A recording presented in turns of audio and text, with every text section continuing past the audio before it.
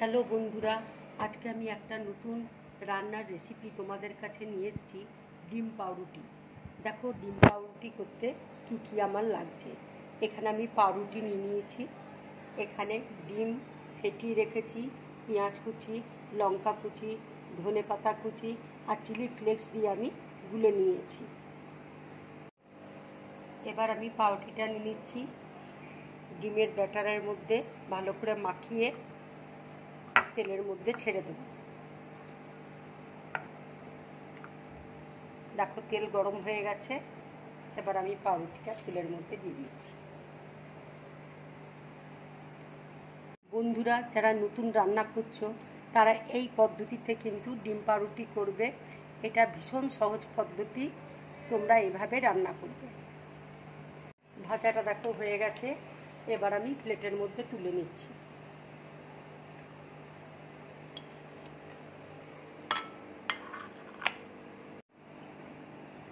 Same পদ্ধতিতে আমি আরেকটা এভাবে তেলের মধ্যে দিয়ে দিচ্ছি।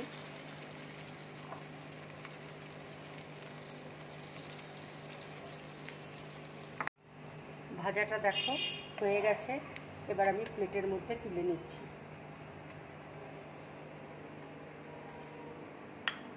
এটা মেয়োনিজ আর সসের সাথে খাবে, খুব ভালো লাগবে।